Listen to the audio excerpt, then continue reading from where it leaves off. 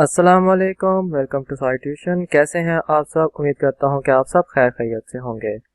2-3 दिन पहले मैंने एक वीडियो बनाई थी जिसमें मैंने आपको बताया था ग्लोबल इंटर्न प्रोग्राम के बारे में, जो कि साउथ कोरिया जो थी इसे प्रेजेंट कर रही थी। और मैंने आपको बताया था इसमें अप्लाई करने की जो लास्ट डेट है वो 12 मार्च 2021 की है। और यहाँ पर ये लिंक था, मैंने आपको इसका URL भी डिस्क्रिप्शन में दे दिया था।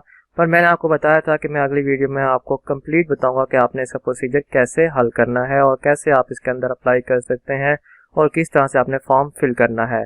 इसके लिए जो रिक्वायर्ड डॉक्यूमेंट्स थे वो आपके ओरिजिनल डिग्री सर्टिफिकेट्स थे, like diploma, certificate of enrolment and graduation. इसी तरह आपकी ओरिजिनल ऑफिशियल ट्रांसक्रिप्ट थी सारी, जो इंग्लिश में होनी चाहिए। लेटर ऑफ रिकमेंडेशन थे और इंग्लिश लैंग्वेज प्रोफिशिएंसी टेस्ट था।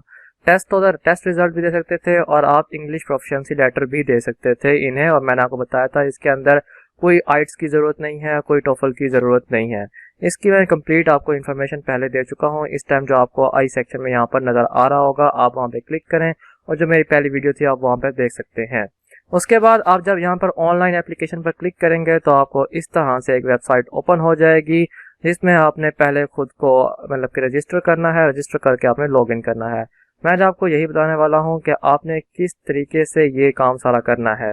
इसकी जो सबसे पहले आपने क्या करना है, आपने सारी इंस्ट्रक्शन को केयरफुली रीड करना है। एप्लीकेशन को फिल करने से पहले कोई भी इनकरेक्ट या इनकम्प्लीट इन्फॉर्मेशन जो होगी उससे आपकी एप्लीकेशन जो होगी वो अंडर कंसीडर नहीं की जाएगी, मतलब कि उसे नहीं देखा जाएगा, उस पर गौर फिक्र नहीं होगा। आपको फिर यानी कि इंटर्नशिप नहीं मिल सकती। ये फुली फंडेड इंटर्नशिप है, तो आपको इसे अवेल करने के लिए सही तरीके से आपने करना है।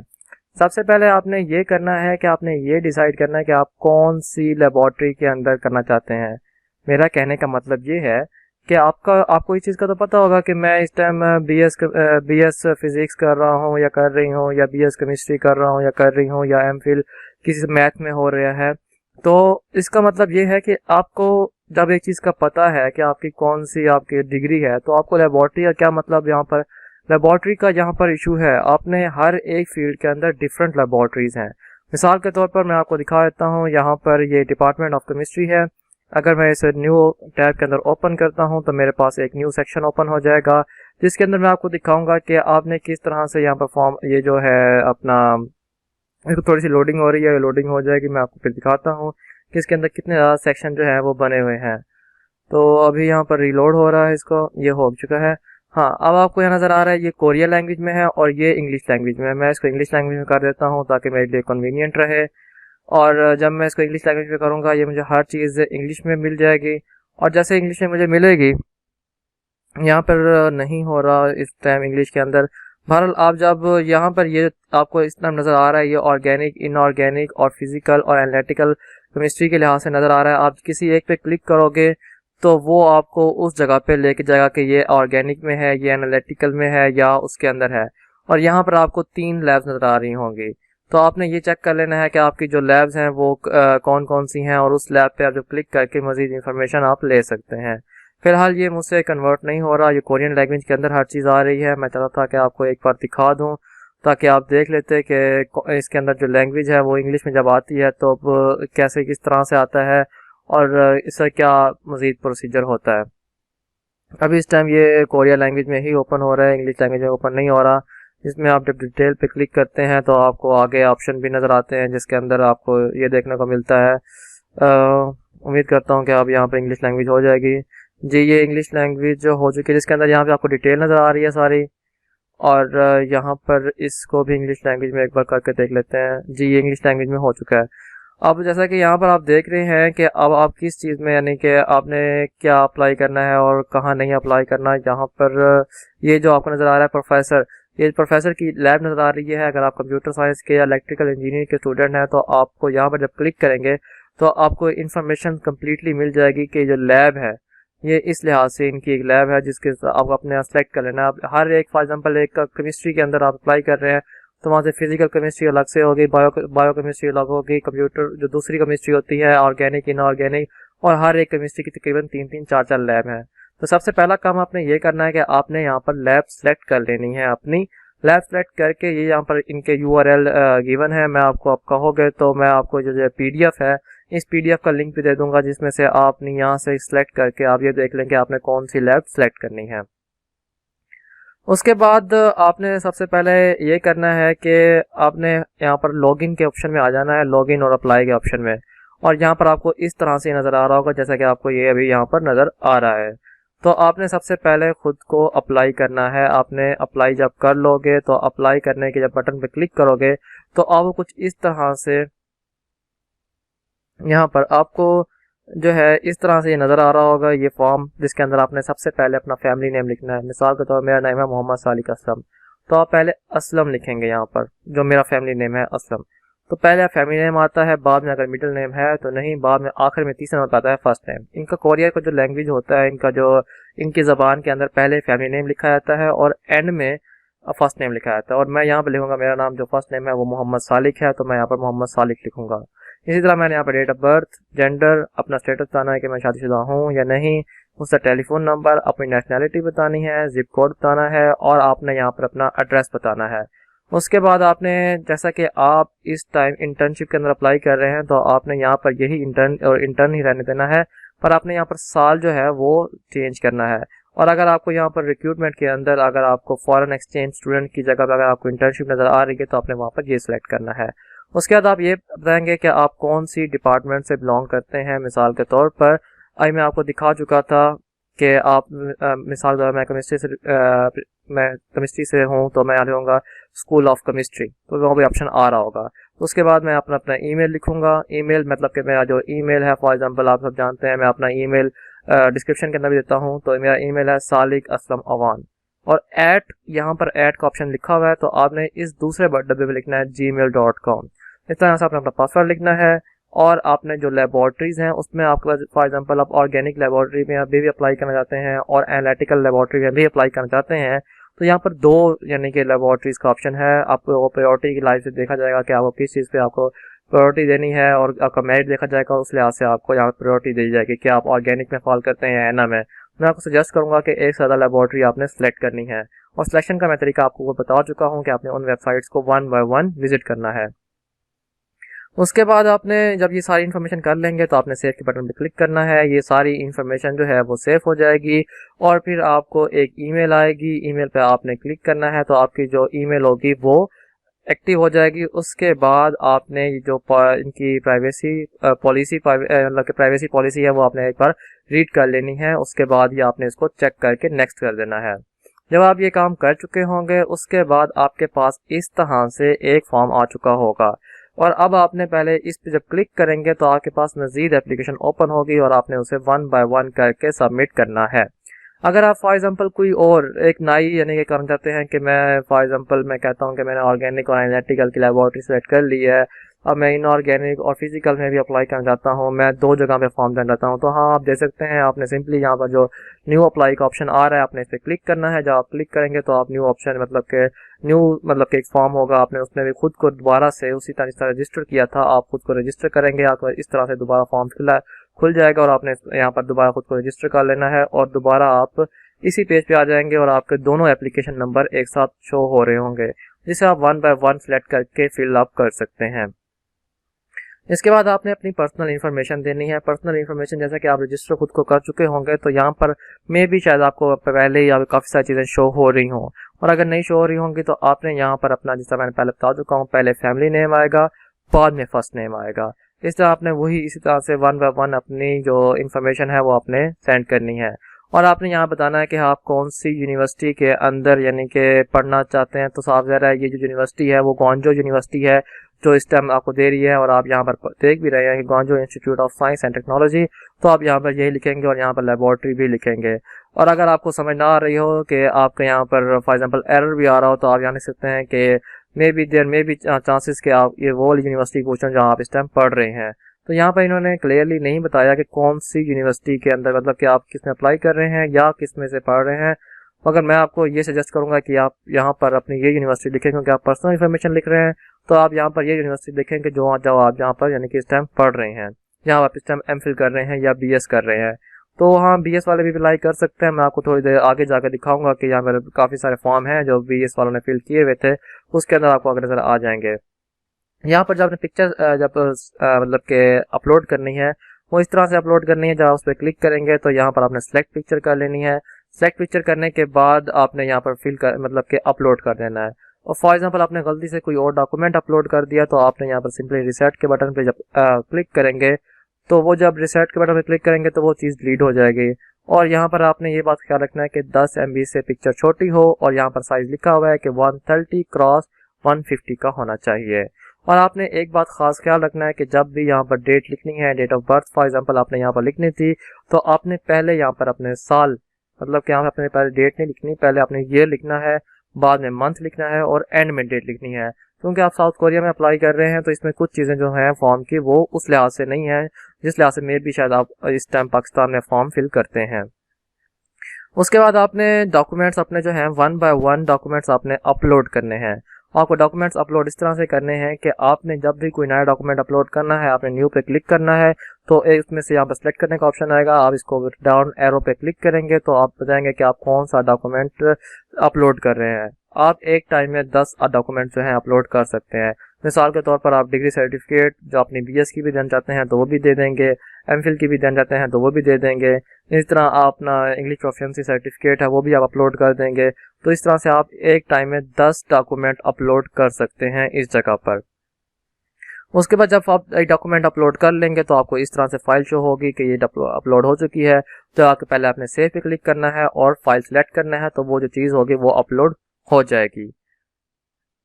आपने इसके अलावा कोई और डॉक्यूमेंट भी अपलोड करना है, मैं आपको पहले बता चुका हूँ। यहाँ पर आपने आकर सिंपली न्यू पे क्लिक करेंगे तो एक न्यू सेक्शन ओपन हो जाएगा जिससे आप सेलेक्ट करेंगे और फिर साथ सेलेक्ट करने से आप बताएंगे कि कौन सी चीज़ अपलोड कर रहे हैं और साथ फिर जब अटैचमेंट पे क्लिक करेंगे तो वो अपलोड हो जाएगी फाइल। अपलोड होने के बाद आपको इस तरह से आ जाएगी जिससे आप पहले सेव पे क्लिक करेंगे और फिर फाइल सेलेक्ट पे क्लिक करने से जो फाइल होगी वो अपलोड हो जाएगी। आपने उसके बाद देनी है एप्लीकेशन की इंफॉर्मेशन देनी है। आपने ये बताना है कि क्या आपके पास कोरियन लैंग्वेज आपने पहले सीखी हुई है, यस या नो बताना है। उसके बाद आपने ये बताना है कि क्या आपके जो जहां आप पढ़ रहे थे, जिस यूनिवर्सिटी में आप पढ़ रहे हैं, तो क्या वो इंग्लिश में पढ़ाते हैं, तो जिसे आपने यस करना है। और आपने ये फिर आपसे पूछा जाएगा क्या आप इस टाइम नेटिव लैंग्वेज मतलब कि आपकी जो इंग्लिश है वो नेटिव लैंग्वेज है, तो आपने यहाँ पर सिंपली नो कर देना है क्योंकि आप पाकिस्तान से बिलोंग करते हैं। और ये जो साउथ कोरिया की जो इंटर्नशिप है वो पूरी दुनिया के लिए है, तो मे भी शायद ऐसे लोग हों जो नेटिव लैंग्वेज करते होंगे तो वो बताएंगे। और अगर फॉर एग्जांपल जैसे हम नो लिखेंगे, नो है हमारे लिए, तो आप यहाँ पर उर्दू लिख सकते हैं। तो आपने सिंपली यहाँ बताना है कि आपकी लैंग्वेज कौन सी है, तो आप यहाँ पर उर्दू लिख सकते हैं। उसके बाद आपने बताना है कि आपको GST कैसे पता लगा, तो यहाँ पर एक डाउन एरो है जिसे आप सिलेक्ट कर सकते हैं और बता सकते हैं कि यहाँ से पता लगा। और अगर वहाँ पे ऑप्शन ना हो कि यहाँ से सिलेक्ट नहीं कर सकते तो आप सिंपली यहाँ से सकते हैं कि मैंने एक यूट्यूब से इन्फॉर्मेशन हासिल की है। इसके बाद आपने ये बताना है कि डिसऑर्डर है आपको, क्या कोई फिजिकली डिसऑर्डर है, क्या आपको कोई कम्युनिकेशन मतलब कि कोई आंख का, नाक का, कान का कोई मसला है या कोई लर्निंग का इशू है। अगर आपको कोई डिसऑर्डर है तो आपने ये चीज़ छुपानी नहीं है, बल्कि आपने अच्छी तरीके से बताना है कि मुझे फिजिकली डिसऑर्डर है और मुझे इस चीज़ का डिसऑर्डर है, या कम्युनिकेशन डिसऑर्डर है तो इस चीज़ का है। मैं आपको ये इसलिए रिकमेंड कर रहा हूँ कि आपको छोटा सा भी डिसऑर्डर है आपने लाजमी मेंशन करना है, क्योंकि इन्होंने फॉर्म में बकायदा मेंशन किया हुआ है कि जिनको डिसऑर्डर है उनको ज़्यादा स्पेशल केयर दी जाएगी, और ना सिर्फ उन्हें स्पेशल केयर दी जाएगी बल्कि उनके चांसेस ज़्यादा होंगे। तो आपने यहाँ पे लाजिम बताना है, छुपाने वाली कोई चीज़ नहीं है। और हाँ, अगर आपको कोई डिसऑर्डर नहीं है तो आपने झूठ भी नहीं बोलना बिल्कुल भी। और यहाँ पर आपने जो मैंने आपको पहले बताया था कि इन्हें लेटर ऑफ रिकमेंडेशन चाहिए, तो आपके पास 2 लेटर ऑफ रिकमेंडेशन होने चाहिए। मैं आपको पिछली वीडियो में भी बता चुका था कि अगर आपको नहीं पता कि लेटर ऑफ रिकमेंडेशन कैसे लेते हैं तो आप मुझसे सिंपली डिस्क्रिप्शन में पूछ सकते हैं, सॉरी कमेंट में सेक्शन में पूछ सकते हैं कि लेटर ऑफ रिकमेंडेशन कैसे बनाया जाता है। मैं आपको कम्प्लीटली गाइड करूंगा। और लेटर ऑफ रिकमेंडेशन लेने के बाद आपने उनका बताना है कि आपने मतलब किस से रेफरेंस आपने लिया है, उसे रेफरेंस कहते हैं, लेटर ऑफ रिकमेंडेशन कहते हैं, रेफरेंस लेटर भी कहते हैं। तो यहाँ पे अपना नेम लिखना है, यहाँ पे उसकी पोजीशन बतानी है कि वो प्रोफेसर क्या है, असिस्टेंट प्रोफेसर है, एसोसिएट प्रोफेसर है, या प्रोफेसर है, या लेक्चरर है। उसके बाद आपने बताना है कौन सी यूनिवर्सिटी से हैं, और उनका ईमेल लाजमी लिखना है क्योंकि उन्होंने ईमेल करके पूछना है। उसके बाद जब आपने ये काम कर लेना है तो आपने यहाँ पे इसको सेव कर लेना है। सेव करके आपने नेक्स्ट कर देना है। उसका नेक्स्ट जो आपके पास आएगा, इस तरह से आपके पास एजुकेशन आएगी जो आपने 1 बाय 1 सेलेक्ट करनी है। अब मैं यहाँ पे आपको एक बात बताना चाहता था कि यहाँ पर BS जो लोग हैं वो भी अप्लाई कर सकते हैं। जैसा कि आप इस फॉर्म में देख रहे हैं, यहाँ पर डॉक्टर कैसर महमूद खान पाकिस्तान से बिलोंग करते थे, उन्होंने BS में 2002 में अप्लाई किया था। और इसी तरह यहाँ पे डॉक्टर नासिर अहमद जिन्होंने 2005 में अप्लाई किया था, वो BS में मतलब कि MS कर रहे थे तो उन्होंने अप्लाई किया था, और वो कायद-ए-आज़म यूनिवर्सिटी से थे। और उनकी जो मतलब के आई मीन जो किसने कर रहे थे वो बायोटेक्नोलॉजी थी, मेजर जो थी। और इसी तरह जो डॉक्टर कासिर महमूद खान थे, उनकी जो मेजर सब्जेक्ट था वो जोलॉजी का था। तो आपने ये चीज़ें लाजमी यानी कि इस तरह से ही बयान करनी है कि आप कहाँ से हैं, किस मुल्क से हैं, आपका नाम क्या है। तो आपने इसको वन बाय वन सेलेक्ट करना है, अपनी एजुकेशन बतानी है, जिसके अंदर आप ये बताएंगे कि आपकी डिग्री कौन सी है, आपका मेजर सेक्शन कौन सा है, आपका हेड ऑफ डिपार्टमेंट कौन सा है। फॉर एग्जाम्पल मेरी डिग्री ऑर्गेनिक केमिस्ट्री है और जो हेड है डिपार्टमेंट का वो केमिस्ट्री का है। तो इस लिहाज से आपने वन बाय वन अपनी इन्फॉर्मेशन देनी है और अपनी टोटल सीजीपीए बतानी है कि इस टाइम आपकी कितनी सीजीपीए है। और आपने यहाँ पर आपको जब आपने फॉर एग्जांपल एक नई इन्फॉर्मेशन अपलोड करनी है, मिसाल के तौर पर आप चाह रहे हैं कि एक आप अपनी इन्फॉर्मेशन दे चुके हैं एमफिल की, अब आप चाहते हैं कि आप बीएस की भी इन्फॉर्मेशन दें, तो आपने सिंपली यहाँ पर न्यू पे क्लिक करना है और जिस तरह आपने अपनी एमफिल की इन्फॉर्मेशन दी है इसी तरह अपनी बीएस की इन्फॉर्मेशन भी दे सकते हैं और उसके बाद सेव कर देंगे। और अगर आपने कोई भी सेक्शन डिलीट करना है तो आपको सिंपली यहाँ पर नजर आ रहा है कि ये जो बॉक्स है इस पर क्लिक करेंगे और डिलीट का ऑप्शन बदलवा देंगे तो वो पूरा का पूरा बॉक्स जो होगा वहां से डिलीट हो जाएगा। और हाँ, जैसा कि मैं पहले बता चुका हूँ, आपने यहाँ पर इंफॉर्मेशन देनी है कि आपकी डिग्री कब शुरू हुई थी और कब ख़त्म होगी या एक्सपेक्टेड डेट क्या है इसकी ख़त्म होने की। तो आपने पहले साल लिखना है, बाद में मंथ लिखना है, बाद में डेट बताना है। पहले ये बताना है, बाद में मंथ, बाद में डेट बताना है। तो क्योंकि ये एक साउथ कोरियन स्टाइल है तो आपने इसको इस तरह से ही एज इट इज़ मतलब कि पुट करना है। उसके बाद आपने ये बताना है कि डिग्री वेरिफिकेशन इन्फॉर्मेशन, जो आपकी डिग्री वेरिफिकेशन इन्फॉर्मेशन थी वो भी आपने लाजमी यहाँ पर बताना है कि कौन सी इंस्टीट्यूट से आप डिग्री कर रहे हैं। मैं आपको पहले बता चुका था, एक जगह पूछा हुआ था यूनिवर्सिटी का, और अगर वहाँ पर भी आपसे कोई गलती हो जाती है तो जैसे कि यहाँ पर डिग्री वेरिफिकेशन फॉर्म का एक अलग से सेक्शन है, तो आप ये बताएंगे कि आपने कौन सी यानी कि आप कौन सी इस टाइम यूनिवर्सिटी में डिग्री कर रहे हैं। और ये वेरिफिकेशन इस लिहाज से होगी क्योंकि आपका जो स्टूडेंट कार्ड होगा, जो रजिस्ट्रेशन नंबर होगा वो आप साथ लाजमी पुट करेंगे। उसके बाद आपने यही बताना है कि आपका कंप्लीट नेम क्या है और उसके बाद आपने डिग्री की इन्फॉर्मेशन बतानी है कि कौन सी डिग्री टाइटल है और किस डेट को स्टार्ट हुई थी। ओके, उसके बाद आपने ये बताना है कि यूनिवर्सिटी का जो अंदर रजिस्ट्रेशन इन्फॉर्मेशन है वो आपका जिसने रजिस्टर की थी, जो रजिस्ट्रार की इन्फॉर्मेशन यहाँ पे पुट करनी है और आपने ये लाजमी पुट करनी है। और आप उनका फ़ोन नंबर और इनकी ईमेल भी लाजमी देंगे जिसकी वजह से वो उनसे रब्ता करेंगे और वो आपकी जब वो रब्ता करेंगे तो एक प्रोसीजर है, 2 या 3 महीने के बाद आपको यहाँ बुलाया जाएगा। तो इन्होंने पहले इनसे रब्ता करना है और पूछना है क्या वाकई आप इनके स्टूडेंट हैं या नहीं हैं। तो ये एक डिग्री वेरिफिकेशन स्टेप इसके अंदर इन्वॉल्व है। बाद में आता है कि आपका जो इंग्लिश प्रोफिशिएंसी सर्टिफिकेट, जैसा कि आपका मैं बता चुका हूँ कि इसके अंदर कोई आइट्स की, कोई टोफल की किसी चीज़ की रिक्वायरमेंट नहीं है। आप सिंपली आप यहाँ पर बता सकते हैं कि मैंने इंग्लिश प्रोफिशिएंसी सर्टिफिकेट आप यूनिवर्सिटी से बना सकते हैं। आपको एडिशनल रजिस्ट्रार के ऑफिस से इंग्लिश प्रोफिशिएंसी सर्टिफिकेट आराम से बन जाता रहता है, तो आप वो बना सकते हैं। बनाने के बाद आपने यहाँ पर फॉर एग्जांपल अगर कोई टेस्ट दिया हुआ है, अगर आपने कोई आइट का टेस्ट दिया हुआ है उसमें सिर्फ आपके 5 बैंड्स भी हैं, वो भी बहुत अच्छा इम्पैक्ट पड़ेगा यहाँ पर। अगर नहीं है तो आप इसे सिंपली छोड़ सकते हैं क्योंकि आप पहले इंग्लिश प्रोफिशिएंसी सर्टिफिकेट अपलोड कर चुके हैं। उसके बाद जैसा कि यहाँ पर है आप सिलेक्ट करके यहाँ पे अपलोड भी कर सकते हैं और अगर कोई टेस्ट नहीं है तो आप सिंपली यानी कि इसे खाली छोड़ दें, कोई इशू नहीं होगा इसका।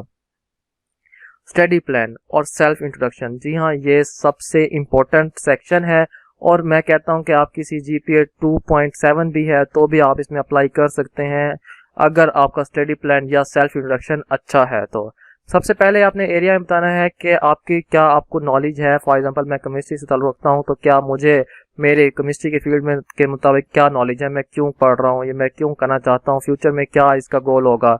और उसके बाद दूसरे सेक्शन में आपने बताना है कि आप कोरिया के अंदर इंटर्नशिप क्यों करना चाहते हैं, आपको क्यों करना चाहते हैं, कि मतलब क्या चीज़ है ऐसी, क्या चीज़ आपको अच्छी लगी है साउथ कोरिया की और उसमें क्यों जाना चाहते हैं।